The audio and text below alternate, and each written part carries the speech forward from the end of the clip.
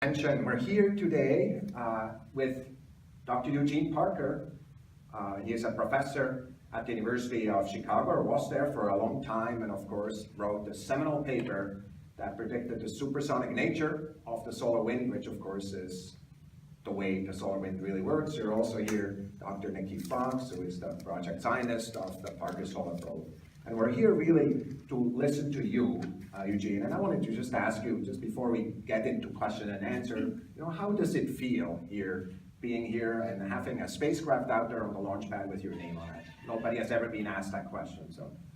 I'm flattered to hear about it, and it took me a while to get used to it, but I guess some of the heat is worn off now, and I can go back to ordinary life.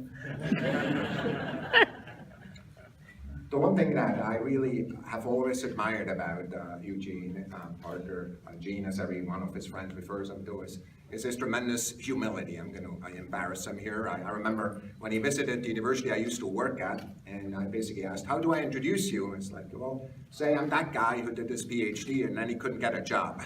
And he went to this other, couldn't get it published.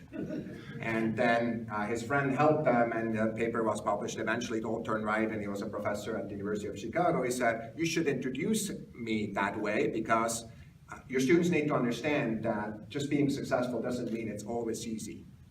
Just being successful doesn't mean there's never a hurdle in front of you. It means to overcome these things, and that has always stuck with me. It's something that has guided me before. And with this one, I was going to just ask you, Nikki, is there any thought you wanted to pass along before we go and do question and answers? I had the huge privilege of taking Gene into the clean room at the Applied Physics Lab while we were finishing up the spacecraft. And I actually got to say, Parker, meet Parker. And so I would like to ask you, Gene, how did it feel to stand in front of that amazing piece of technology that is going to go and study the science that you boldly predicted in your paper? Well, I have the greatest admiration for the team of engineers and technicians who can put together so complicated an instrument as the solar probe, get it to work on call, and you don't have any second chances, remember. Once your instrument is in space, you can't tinker with it. And yet these guys managed to come up with a working model every time, just about. I hesitate only because you must remember when I was young, and I was once, it was not a foregone conclusion that because you got your scientific instrument on an approved mission that you were going to succeed. The probability back in the 50s was of a successful launch was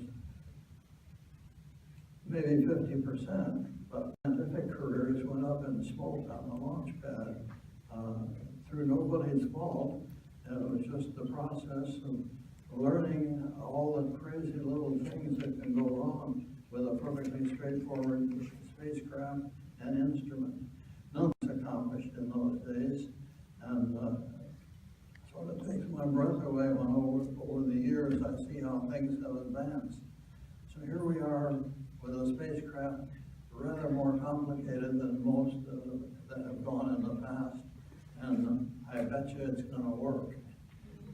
I bet you it's going to perform exactly as intended. I have always said, on a mission like this into new territory, you're going to be in for some surprises. Maybe only little ones, but you're going to find that your point of view will have to change to conform with the data. And that's the fun part. I once had an eager reporter ask me, well, what is it you think you're going to, what surprises do you think you're going to encounter? And of course, it's an unanswerable question until the mission actually goes and discovers them. All right. What I'm going to do is start taking questions. I'm on the left here, and then I'll go back and forth one by one. Go ahead in the front row. Just wait for the microphone, please. Dr. Parker, Marcia Dunn with the Associated Press. Have you been to rocket launches before? Will this be your first rocket launch? I don't know if you've seen it yet. And this is a big rocket, so are you a little scared or nervous or worried about how things are gonna go? Well, I will believe there's a successful launch when there has been a successful launch, but I'll bet you $10 it's a successful launch. Have you seen a rocket launch before? Oh, many times on video, on television. So this is But the first time. never in the flesh. Okay. All right.